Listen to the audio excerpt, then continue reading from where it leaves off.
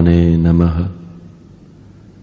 यथार्थ गीता, श्रीमद् भगवत गीता, अध्याय 12। 11મા અધ્યાયના અંતમાં શ્રી કૃષ્ણએ વારંવાર ભારપૂર્વક કહ્યું કે હે અર્જુન, મારું આ સ્વરૂપ જે તે જોયું તે તારા સિવાય પહેલા ન કોઈએ જોયું છે અને ન તો ભવિષ્યમાં કોઈ એને જોઈ શકશે. મારું આ સ્વરૂપ તપ વડે, યજ્ઞ વડે કે દાન વડે જોવાનું શક્ય નથી, પરંતુ અનન્ય ભક્તિથી, એટલે કે મારા સિવાય અન્ય ક્યાંય શ્રદ્ધા ન રાખનારને નિરંતર વહેતી ધારા માફક મારા ચિંતન દ્વારા તે જે પ્રકારે મને જોયો એ રીતે પ્રત્યક્ષ જોવા માટે અને તત્વથી સાક્ષાત જાણવા અને પ્રવેશ કરવા માટે પણ હું સુલભ છું. આથી હે અર્જુન, તું નિરંતર મારું ચિંતન કર અને મારો ભક્ત થા. અધ્યાયના અંતે એમણે કહ્યું હતું કે હે અર્જુન, તું મારા દ્વારા જ નિર્ધારિત કરેલા કર્મો કર, મત્પરમઃ, અને તે પણ મારા પરાયણ થઈને કર. અનન્ય ભક્તિ જ એનું માધ્યમ છે. આ અંગે અર્જુનનો પ્રશ્ન સ્વાભાવિક જ હતો કે જે અવ્યક્ત અક્ષરની ઉપાસના કરે છે અને જે સગુણ આપની ઉપાસના કરે છે, આ બેમાં શ્રેષ્ઠ કોણ છે? અહીં અર્જુને આ પ્રશ્ન ત્રીજી વાર ઉઠાવ્યો છે. અધ્યાય 3માં એણે પૂછ્યું હતું કે હે ભગવાન, નિષ્કામ કર્મયોગની સરખામણીમાં આપે જો સાંખ્ય યોગને શ્રેષ્ઠ માન્યો છે તો આપ મને ઘોર કર્મમાં શા માટે જોડો છો? ત્યારે શ્રી કૃષ્ણએ કહ્યું હતું, હે અર્જુન, ભલે નિષ્કામ કર્મયોગ યોગ્ય લાગે કે ભલે જ્ઞાન માર્ગ, બંને દ્રષ્ટિએ કર્મ તો કરવું જ પડશે. આમ કરવા છતાં પણ જે ઇન્દ્રિયોને બળપૂર્વક રોકી મનથી વિષયોનું ચિંતન કરે છે તે દંભી છે, જ્ઞાની નહીં. આથી હે અર્જુન, તું કર્મ કર. કયું કર્મ કરીશ? નિયતમ કુરુ કર્મત્વમ, નિર્ધારિત કરેલા કર્મો કર. નિર્ધારિત કરેલા કર્મો કયા છે? ત્યારે કહ્યું કે યજ્ઞની પ્રક્રિયા જ એકમાત્ર કર્મ છે. યજ્ઞની રીત બતાવી કે જે આરાધના ચિંતનની વિધિ વિશેષ છે અને પરમમાં પ્રવેશ અપાવનારી પ્રક્રિયા છે. જ્યારે નિષ્કામ કર્મ માર્ગ અને જ્ઞાન માર્ગ બંનેમાં કર્મ કરવાનું જ છે, યજ્ઞાર્થ કર્મ કરવાનું છે. ક્રિયા એક જ છે તો અંતર કેવું?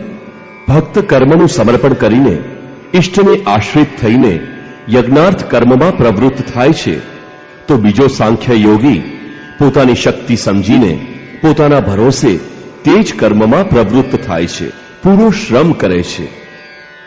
5મા અધ્યાયમાં અર્જુને ફરીવાર પ્રશ્ન કર્યો, હે ભગવાન, આપ ક્યારેક સાંખ્ય યોગના માધ્યમથી કર્મ કરવાની પ્રશંસા કરો છો તો ક્યારેક સમર્પણ માધ્યમથી નિષ્કામ કર્મયોગની પ્રશંસા કરો છો, તો આ બંનેમાં શ્રેષ્ઠ શું છે?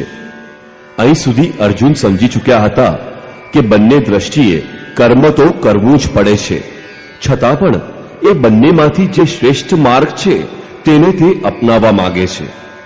શ્રી કૃષ્ણએ કહ્યું, હે અર્જુન, ઉક્ત બંને પ્રકારથી કર્મ કરવાવાળાઓ મને જ પામે છે, પરંતુ સાંખ્ય માર્ગની સરખામણીમાં નિષ્કામ કર્મ માર્ગ શ્રેષ્ઠ છે. નિષ્કામ કર્મયોગી બન્યા સિવાય ન કોઈ યોગી થઈ શકે છે કે ન કોઈ જ્ઞાની. સાંખ્ય યોગ અઘરો છે, એનું આચરણ કરવું કઠિન છે. અર્જુને અહીં ત્રીજી વખત પ્રશ્ન ઉઠાવ્યો કે હે ભગવાન, અનન્ય ભક્તિથી આપને ભજનાર અને સાંખ્ય માર્ગથી અવ્યક્ત અક્ષર બ્રહ્મની ઉપાસના કરનાર, આ બેમાં શ્રેષ્ઠ કોણ છે? અર્જુન ઉવાચ,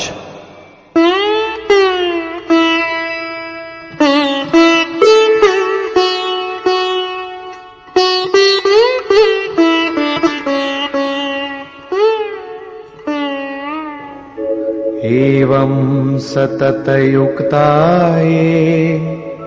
भक्ता स्वां पर्युपासते ये चाप्यक्षरमव्यक्तं तेषां के योगवित्तमाः. एवं अर्थात આ પ્રકારે કે જેનો વિધિ હમણાં જ બતાવ્યો છે, બરાબર તે જ પ્રમાણે અનન્ય ભક્તિથી આપનું શરણ લઈને નિરંતર આપમાં જોડાઈ રહી વિશેષ ભાવે આપને ઉપાસે છે, અને બીજાઓ કે જે આપ પરમેશ્વરનું શરણ ન લેતા સ્વતંત્ર રૂપથી પોતાનામાં વિશ્વાસ રાખી એ અક્ષય અને અવ્યક્ત સ્વરૂપની ઉપાસના કરે છે, જેમાં આપ પણ સ્થિત છો જ. આવા બે પ્રકારના ભક્તોમાં અધિક ઉત્તમ યોગવેત્તા કોણ છે? આ વિશે યોગેશ્વર શ્રી કૃષ્ણએ કહ્યું. શ્રી ભગવાન ઉવાચ,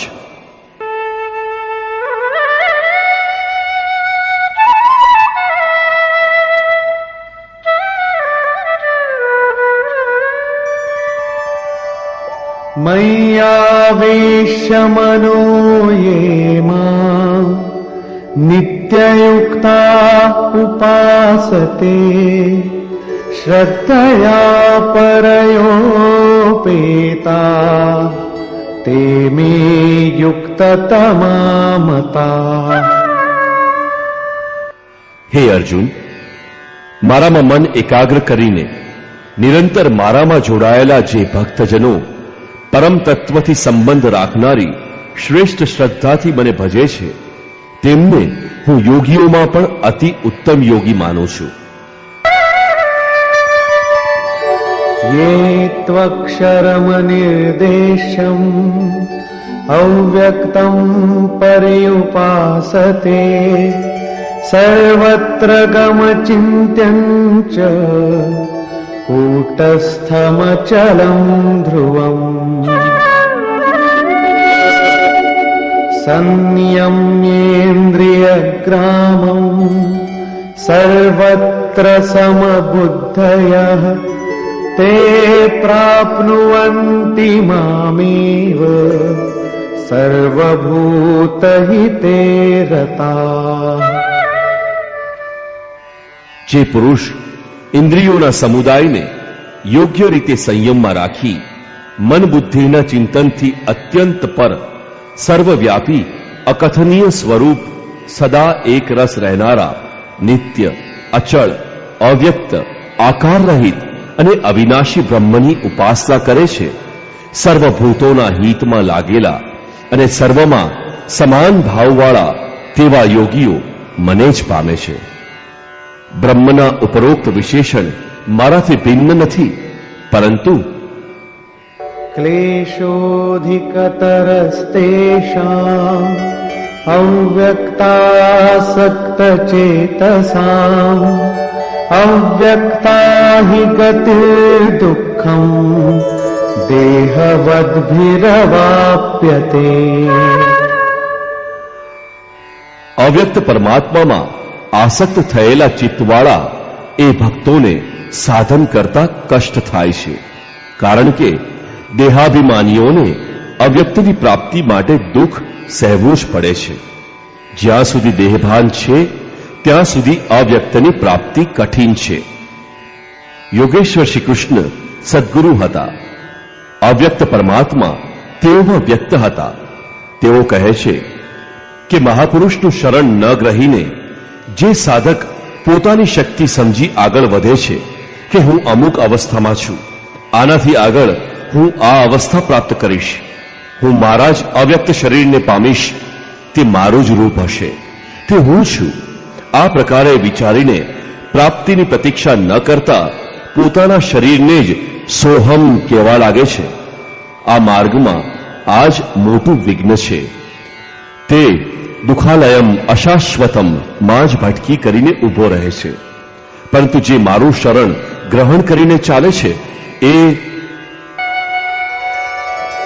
ये तु सर्वाणि कर्माणि मयि सन्न्यस्य मत्पराः अनन्येनैव योगेन मां ध्यायन्त उपासते. જે મારા પરાયણ થઈ સંપૂર્ણ કર્મો અર્થાત આરાધના મને અર્પણ કરીને અનન્ય ભાવથી યોગ અર્થાત આરાધના પૂજા થકી નિરંતર મારું ચિંતન કરતા મને ભજે છે,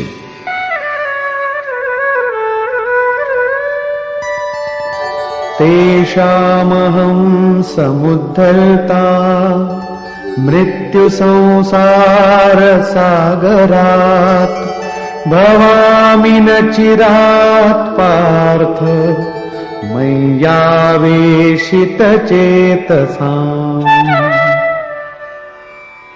કેવળ મારામાં જ ચિત્ત રાખનારા તેવા ભક્તોને હું મૃત્યુરૂપી સંસારથી ત્વરિત ઉદ્ધાર કરું છું. આ રીતે ચિત્ત લગાડવાની પ્રેરણા અને વિધિ પર યોગેશ્વર શ્રી કૃષ્ણ પ્રકાશ પાડે છે.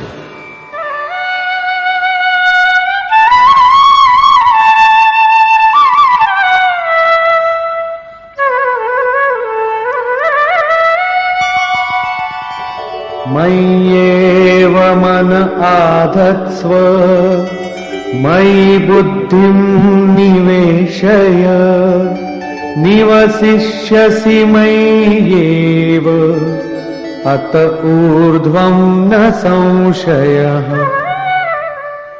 માટે હે અર્જુન, તું મારામાં મન લગાવ, મારામાં જ બુદ્ધિ લગાવ, પછી તું મારામાં જ નિવાસ કરીશ, એમાં જરા પણ સંશય નથી. મન અને બુદ્ધિ પણ ન જોડી શકે. અર્જુને પાછળ જ કહ્યું છે કે મનને રોકવું એ વાયુની જેમ દુષ્કર છે. તો મન અને બુદ્ધિ પણ ન જોડી શકે એ વિશે યોગેશ્વર શ્રી કૃષ્ણ કહે છે,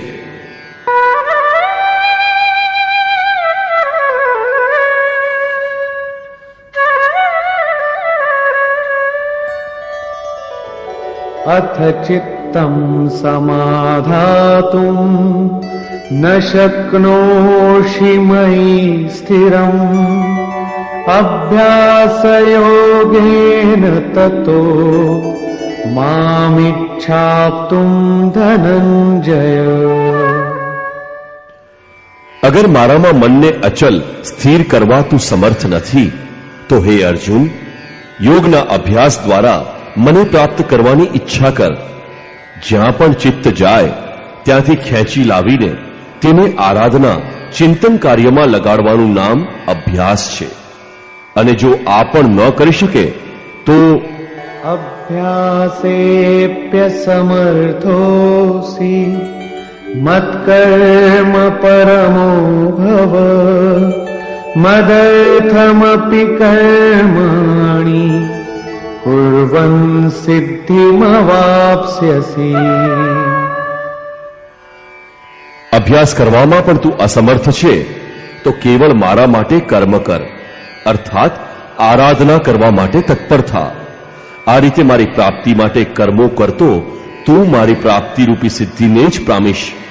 અર્થાત અભ્યાસ ન થઈ શકે તો સાધન પથ પર અડગ લાગ્યા રહો.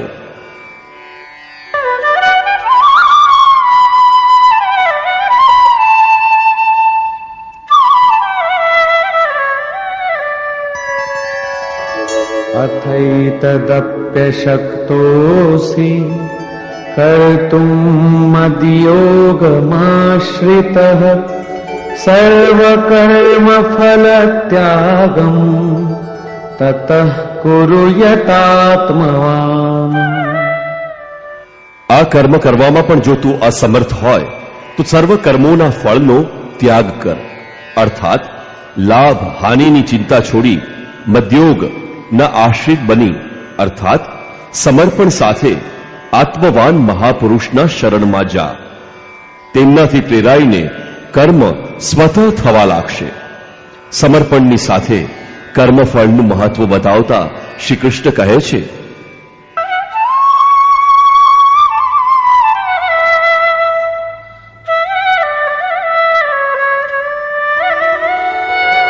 श्रेयो हि ज्ञानमभ्यासाच् ज्ञानाध्यानं विशिष्यते ध्यानात् कर्मफलत्यागः त्यागात् शान्तिरनन्तरम्। હે અર્જુન, કેવળ ચિત્તને રોકી અભ્યાસથી જ્ઞાન માર્ગ દ્વારા કર્મમાં પ્રવૃત્ત રહેવું શ્રેષ્ઠ છે. જ્ઞાનના માધ્યમથી કર્મને કાર્યનું રૂપ આપવા કરતા ધ્યાન શ્રેષ્ઠ છે, કારણ કે ધ્યાનમાં ઈષ્ટ ભગવાન રહ્યા કરે છે.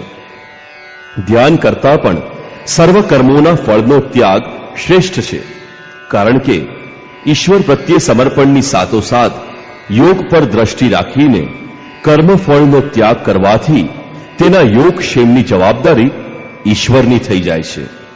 માટે આ ત્યાગથી તે તત્કાળ જ પરમ શાંતિને પામે છે. અહીં સુધી યોગેશ્વર શ્રી કૃષ્ણએ વર્ણવ્યું કે અવ્યક્તની ઉપાસના કરનાર જ્ઞાન માર્ગેથી સમર્પણ કરીને કર્મ કરનાર નિષ્કામ કર્મયોગી શ્રેષ્ઠ છે. બંને એક જ કર્મ કરે છે, પરંતુ જ્ઞાન માર્ગમાં વિઘ્ન વધારે છે. તેના લાભ હાનિની જવાબદારી સ્વયં પર રહે છે, જ્યારે સમર્પિત ભક્તની જવાબદારી મહાપુરુષ ઉપર હોય છે. આથી કર્મફળના ત્યાગ દ્વારા તે શીઘ્ર શાંતિને પામે છે. હવે શાંતિ પ્રાપ્ત પુરુષના લક્ષણ ભગવાન બતાવે છે. અદ્વેષ્ટા સર્વભૂતાનાં મૈત્રઃ કરુણ એવ ચ નિર્મમો નિરહંકાર સમદુઃખ સુખ ક્ષમી.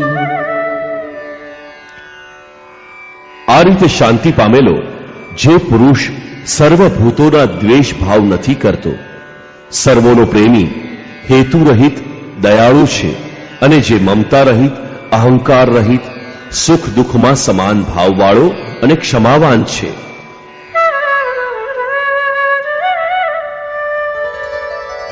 સંતુષ્ટ સતતં યોગી યતાત્મા દૃઢ નિશ્ચયઃ મય્યર્પિતમનો બુદ્ધિઃ યો મદ્ભક્તઃ સમે પ્રિયઃ.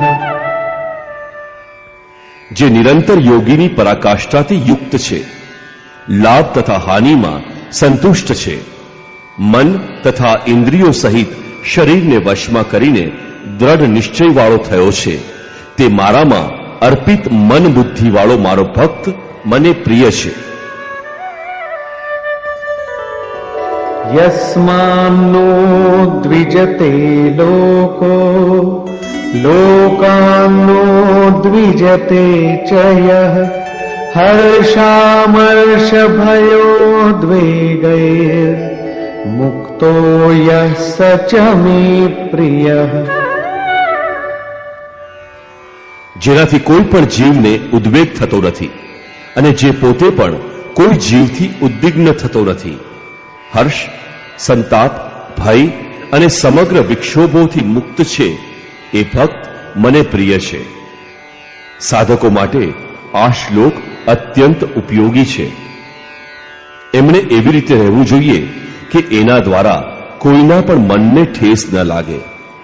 આટલું તો સાધક કરી જ શકે, પરંતુ બીજા લોકો આ આચરણ નહીં આચરે. એ તો સંસારી છે જ, એઓ તો આગ ઓકશે, કંઈ પણ કહેશે, પરંતુ સાધકના હૃદયમાં તો અનેક લોકો દ્વારા અર્થાત તેઓએ પહોંચાડેલા આઘાતથી ઉથલ પાથલ ન થાય. તેની સુરતા ચિંતનમાં જ લાગી રહે, ક્રમ તૂટે નહીં. દાખલા તરીકે નિયમાનુસાર તમે રસ્તાની ડાબી બાજુ ચાલી રહ્યા છો. કોઈ દારૂ પીને સામેથી આવતો હોય ત્યારે તેનાથી બચવાની જવાબદારી તમારી પોતાની જ છે.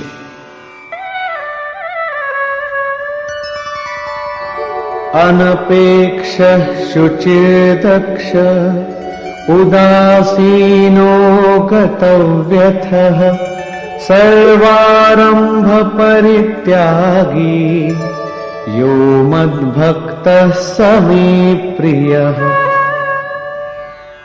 જે પુરુષ આકાંક્ષાઓથી રહિત સર્વથા પવિત્ર છે, દક્ષ એટલે કે આરાધનાનો વિશેષજ્ઞ છે. એમ નહીં કે ચોરી કરતો હોય તો એમાં દક્ષ હોય, પરંતુ આરાધનાનો વિશેષજ્ઞ છે. શ્રી કૃષ્ણના મત અનુસાર કર્મ એક જ છે, નિયત કર્મ. આરાધના, ચિંતન એમાં જે કુશળ છે, જે પક્ષ વિપક્ષથી પર છે, દુઃખોથી મુક્ત છે, સર્વ આરંભોનો પરિત્યાગ કરનાર મારો ભક્ત મને પ્રિય છે. કરવા યોગ્ય કોઈ ક્રિયાનો આરંભ તેના માટે શેષ રહેતો નથી.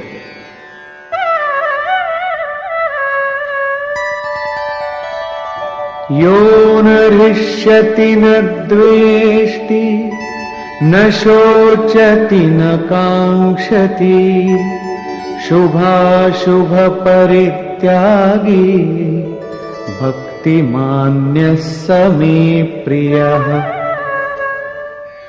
જે ક્યારેય હર્ષ પામતો નથી, દ્વેષ કરતો નથી, શોક કરતો નથી કે કામના કરતો નથી, તેમજ શુભ અને અશુભ સંપૂર્ણ કર્મોના ફળનો ત્યાગી છે, જ્યાં કોઈ શુભ અલગ નથી, અશુભ શેષ રહેતું નથી, તે ભક્તિની આ પરાકાષ્ઠાવાળો પુરુષ મને પ્રિય છે.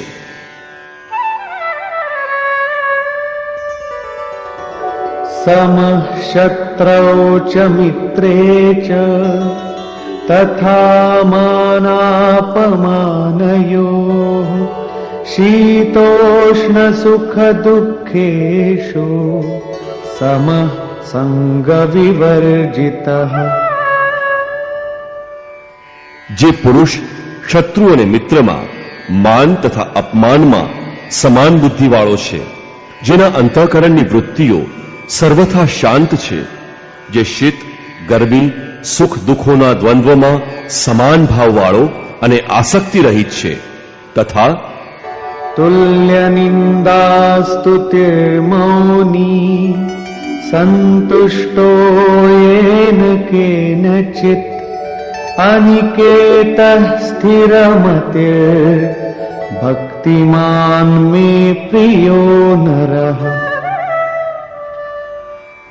જે નિંદા અને સ્તુતિને સમાન સમજે છે, મનનશીલતાની ચરમ સીમા પર પહોંચીને જેની મન સહિતની સર્વ ઇન્દ્રિયો શાંત થઈ ચૂકી છે, તેમજ કોઈ પણ પ્રકારે થતા શરીર નિર્વાહમાં જે સદૈવ સંતુષ્ટ છે, જે પોતાના નિવાસ સ્થાનમાં મમતાથી પર છે, તેવો ભક્તિની પરાકાષ્ઠા પર પહોંચેલો સ્થિર બુદ્ધિવાળો પુરુષ મને પ્રિય છે.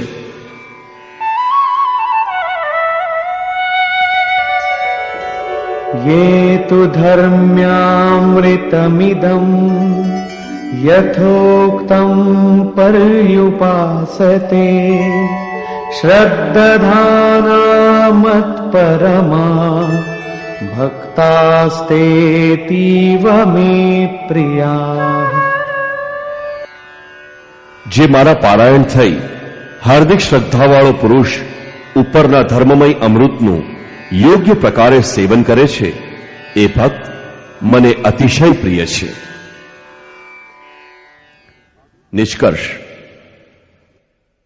આગલા અધ્યાયના અંતમાં યોગેશ્વર શ્રી કૃષ્ણએ કહ્યું હતું, હે અર્જુન, તે જે જોયું તે તારા સિવાય ન કોઈ પામ્યું છે કે ન કોઈ પામી શકશે, પરંતુ અનન્ય ભક્તિ અથવા અનુરાગપૂર્વક જે ભજે છે તે આ રીતે મને જોઈ શકે છે, તત્વ સહિત મને જાણી શકે છે અને મારામાં પ્રવેશ પણ પામી શકે છે.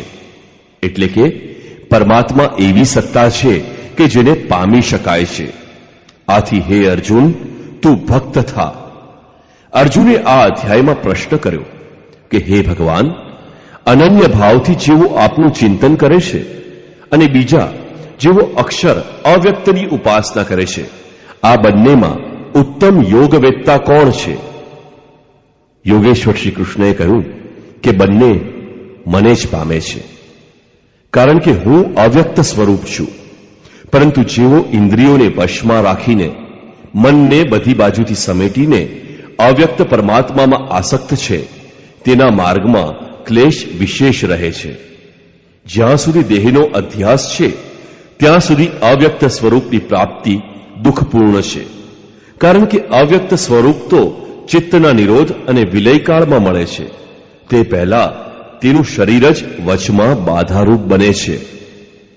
હું છું, હું છું, મારે મેળવવાનું છે કહેતો કહેતો પોતાના શરીરની તરફ જ વળી જાય છે. તેની ચલિત થવાની સંભાવના વધુ છે. આથી હે અર્જુન, તું સર્વ કર્મો મને સમર્પિત કર, અનન્ય ભક્તિથી મારું ચિંતન કર. મારા પરાયણ જે ભક્તજનો સર્વ કર્મો મને અર્પણ કરીને માનવ શરીર ધારી એવા સગુણ યોગીના રૂપમાં મારા ધ્યાન દ્વારા નિરંતર ચિંતન કરે છે, તેનો હું આ સંસાર સાગરથી ત્વરિત ઉદ્ધાર કરનારો બનું છું. આથી હે અર્જુન, ભક્તિ માર્ગ શ્રેષ્ઠ છે. હે અર્જુન, મારામાં મન લગાવ. મન ન લાગે તો પણ તે લગાવવા માટે અભ્યાસ કર.